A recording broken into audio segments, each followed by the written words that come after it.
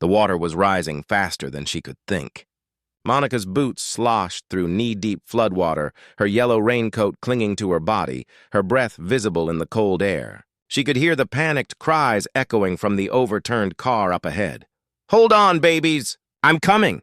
she shouted, her voice cracking. The current tugged at her legs, nearly pulling her under. The street that once led to the elementary school was now a rushing river of brown water, littered with floating debris, branches, trash cans, even a child's backpack. Inside the car, two small faces pressed against the fogged window, their tiny palms pounding weakly for help. Monica's heart stopped. She knew those eyes. One of the boys, wide-eyed, blonde, terrified, was Derek, the son of Robert Mills. The same Robert who had laughed when someone spray-painted racial slurs all over her bus. She didn't think twice. She pushed forward, the freezing water slapping against her chest as she fought toward the car. Her hands trembled as she reached for the handle. It wouldn't budge. "God, please," she whispered, shoving with all her strength. "Come on!" A flash of lightning split the sky, and the rain pelted harder. The car shifted in the current, tilting slightly. Monica braced herself, gripping the side mirror. With one final heave, she yanked the door open. A rush of icy water poured in. "Come here!" she shouted, pulling the first boy out, then the second. Both were sobbing uncontrollably, clinging to her neck as she fought to keep balance. One of them screamed, "My mom!" Monica's eyes darted back to the car. The woman in the driver's seat was unconscious, head slumped forward against the steering wheel. She cursed under her breath. Her legs felt like they were made of lead, her lungs burning. But she went back.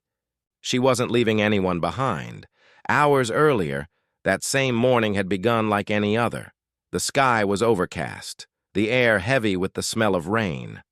Monica stood beside her yellow school bus, holding a rag and a bucket of soapy water. But no matter how much she scrubbed, the black spray paint wouldn't come off. The words still stared back at her. "Go back where you belong." Her hands shook, not from fear but from exhaustion. She'd faced things like this before. Whispers at the gas station, stares at the diner, the parents who refused to wave when she dropped their kids off. But this was different. This was loud, cruel. She could have called the police, but she didn't. She just wanted to keep doing her job. For the kids who smiled when she picked them up. That morning, when she stopped in front of Derek's house, Robert stood on the porch, coffee mug in hand. Their eyes met briefly. He didn't smile. He didn't say thank you, just turned and went back inside. She exhaled quietly and drove off. By noon, the rain began. By afternoon, it became a storm. The radio in her bus crackled with warnings, roads closing, rivers rising. But she refused to leave her route until she was sure every child made it home. Then, the call came through her dispatcher's radio. "We've got a report of a car stuck near Oak Bridge. 2 kids trapped inside." Without hesitation, Monica turned the wheel. Now standing in the flood, she had both boys clinging to her. The mother was still inside and the car was sinking. "Stay right here," she told the boys, placing them on the roof of an abandoned truck nearby. "Don't move!" She dove back into the water. The current was stronger now, tugging at her raincoat, pushing her sideways. The car's roof was almost submerged. Monica reached the window, yanked it open, and grabbed the woman by the arm. She was heavier than expected, limp, unresponsive. Monica pulled with everything she had. Her shoulder screamed in pain, but she didn't stop. Finally, the woman's head broke the surface. Monica gasped, wrapping an arm around her.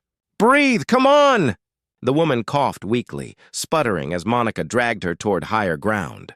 Each step felt like wading through cement. When they finally reached the truck, Monica collapsed beside the boys. The woman blinked, eyes glassy, realizing who had saved her. "You," she stammered. Monica didn't answer. She just focused on keeping the kids warm, pulling off her jacket and wrapping it around their shivering bodies. The sirens came minutes later, firefighters rushing in, paramedics jumping into the flood. Monica waved frantically until they reached her. They took the kids first, then the mother. As the paramedics lifted her onto a stretcher, Robert appeared, soaked, breathless, and pale. He froze when he saw Monica, mud-splattered, trembling. Still standing in waist-high water? You saved them, he said hoarsely. Monica just nodded. They're safe. That's all that matters. Robert's mouth opened, but no words came out. For the first time, he looked at her not as the black woman who drove his son's bus, but as a human being who'd risked everything for his family. The next morning, the floodwaters had receded. The bus yard was a mess, mud, branches, and debris scattered everywhere. Monica stood quietly beside her bus, holding a new can of yellow paint.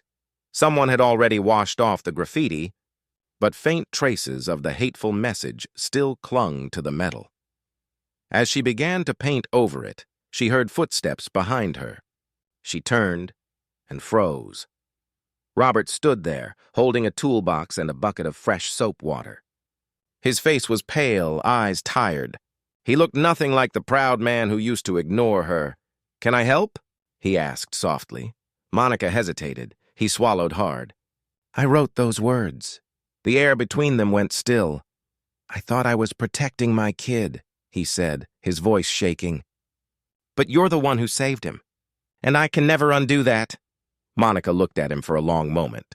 The anger she expected didn't come, just a deep sadness. "You can start by teaching him better," she said quietly. He nodded, tears welling up. "I will." Together, they scrubbed the last traces of hate from the yellow paint until the metal shone in the morning sun. When the first bus horn echoed through the neighborhood, kids ran out laughing, waving, their backpacks bouncing. Monica smiled as she opened the door, her heart still heavy but lighter than before. Derek climbed up the steps slowly, clutching a small bouquet of wildflowers. "These are for you," he whispered. Monica blinked, then smiled. "Thank you, sweetheart. Now go find your seat." As the bus rolled forward, sunlight poured through the windshield, warm and golden. She glanced in the mirror. The faces behind her were full of hope, not hate. For the first time in a long while, Monica felt peace. Sometimes forgiveness doesn't erase pain, it transforms it. And sometimes the loudest lesson isn't shouted, it's lived.